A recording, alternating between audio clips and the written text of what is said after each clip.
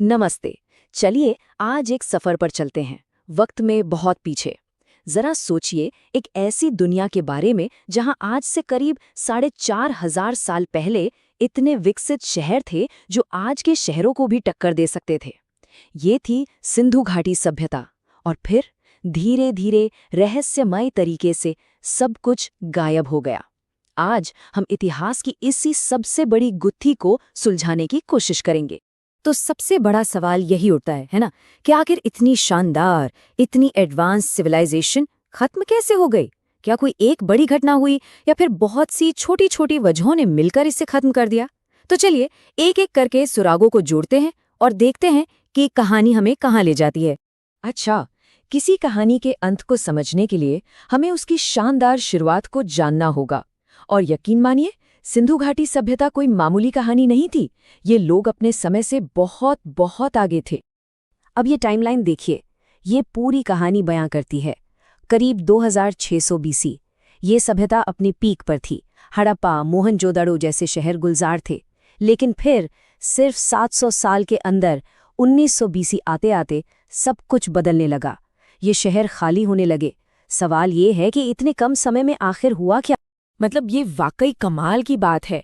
सोचकर देखिए, हजारों साल पहले की बात है और शहर कैसे थे? एकदम ग्रिड पैटर्न पर बसे हुए। नालियों का ऐसा सिस्टम था जो आज भी एक मिसाल है। और तो और हर जगह ईंटों का साइज भी एक जैसा। इनका ट्रेड नेटवर्क मेसोपोटामिया तक था। और हाँ, इनकी अपनी एक लिपि भी थी, एक पहेली जिसे आज तक कोई सुलझा नहीं पाया है। यही वो दुनिया थी जो खत्म होने की कगार पर थी। तो अब वक्त है जासूस बनने का। चलिए उन सभी थ्योरीज की पड़ताल करते हैं जो इसके पतन का कारण हो सकती हैं। हर थ्योरी इस बड़ी पहेली का एक सुराग है। अच्छा, सबसे पहली थ्योरी जो सामने आई और जो सबसे ज्यादा कंट्रोवर्शियल भी रही, वो थी आर्यों के आक्रमण की। मतलब एक आइडिया था कि बाहर से लोग आए, उन्होंने हमला किया और सब खत्म कर दिया। लेकिन जैसे जैसे और रिसर्च हुई, कहानी बदल गई। आज के स्कॉलर्स इसे एक धीमे माइग्रेशन की तरह देखते हैं, आक्रमण की तरह नहीं। और इसकी वजह सीधी सी है, हमें खुदाई में किसी बड़ी लड़ाई या नरसंहार के सबूत ही नहीं मिले हैं। तो ये मुख्य वजह तो नहीं हो सकती। तो अगला सस्पेक्ट कौन है? खुद प्रकृति। बाढ़ और नदियों का अपना रास्ता बदल लेना। सोचिए, जिन नदियों ने इस सभ्यता को जन्म दिया, पाला पोसा, वही नदियां उसकी तबाही का कारण भी बन सकती थी। और इसके सबूत वो जमीन के नीचे दबे मिले हैं। जब मोहनजोदड़ो को खोदा गया तो वहां मिट्टी और गाद की मोटी मोटी परतें मिली, एक के ऊपर एक। इसका क्या मतलब है? इसका मतलब है कि शहर में बार बार भयंकर बाढ़ आती थी। लोगों ने बचने की कोशिश भी की, शहर को और ऊंचा बनाया। लेकिन आप एक विशाल नदी से कब तक लड़ सकते हैं?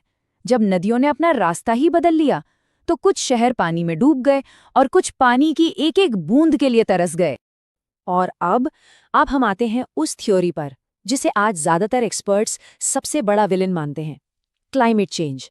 जी हाँ, जलवायु परिवर्तन, एक ऐसा धीमा जहर जिसने इस पूरी सभ्यता की जड़ों को खोखला कर दिया। ये चार्ट देखिए, ये सब कुछ साफ कर देता है।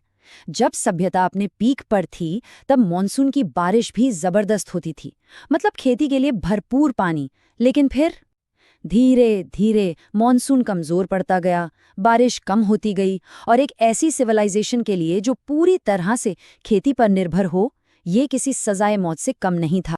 ये बिल्कुल एक डोमिनो इफेक्ट जैसा था। आप बस इसे गिरते हुए देखिए। सबसे पहले मॉनसून कमजोर हुआ। इसके कारण नदियां सूखने लगीं। जब नदियां सूखीं तो खेती चौपट हो गई, खाना कम पड़ने लगा। और जब शहरों का इकोनॉमिक इंजन ही बंद हो गया, तो लोगों के पास एक ही रास्ता बचा, शहर छोड़कर कहीं और चले जाना। तो ठीक है, हमने सारे सस्पेक्ट्स को देख लिया है, आयरन माइग्रेशन, बाढ़, क्लाइमेट चेंज। तो अब फैसले की घड़ी है। आखिर आज के इतिहासकार क्या मानते हैं? क्या है असली कहानी? देखिए, सबसे पहली और सबसे जरूरी बात जो हमें समझनी है वो ये है कि ये कोई हॉलीवुड मूवी नहीं थी। कोई एक दिन में सब कुछ तबाह नहीं हो गया, नहीं। ये एक बहुत ही धीमी प्रक्रिया थी जो शायद सैकड़ों सालों तक चली। शहर रातों रात खाली नहीं हुए, वो धीरे धीरे वीरान हुए, जैसे किसी की सांसें धीरे धीरे थम रही हों। तो फाइनल जवाब क्या है? सच तो ये है कि कोई एक विलन था ही नहीं। ये एक परफेक्ट स्टॉर्म था। कई चीजें एक साथ गलत हुईं। इस चार्ट में देखिए, सबसे बड़ा हिस्सा किसका है? क्लाइमेट चेंज और सूखे का। यह सबसे बड़ा धक्का था। लेकिन जब इस धक्के के साथ बाढ़, नदियों का रास्ता बदलना, ट्रेड में कमी, यह सब भी मिल गया, तो फिर इस महान सभ्यता का बचना नामुमकिन हो गया। और ये नतीजा किसी एक दिन में नहीं निकला है। इसमें दशकों की मेहनत और रिसर्च लगी है।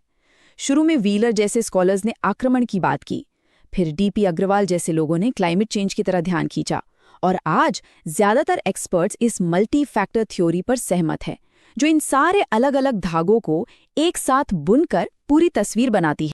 और ये बात सिर्फ एक्सपर्ट्स ही नहीं, एनसीईआरटी भी यही कहती है, साफ साफ, कि सिंधु सभ्यता का पतन किसी एक वजह से नहीं, बल्कि कई वजहों के एक साथ आने से हुआ। और शायद इस हजारों साल पुरानी पहेली का यही सबसे सही जवाब है। तो क्या ये कहानी सिर्फ इतिहास की किताबों में पढ़ने के लिए है? बिल्कुल नहीं। इस कहानी में हमारे लिए, आज के लिए एक बहुत बड़ा सबक छिपा है। 4000 ये सिर्फ एक नंबर नहीं है।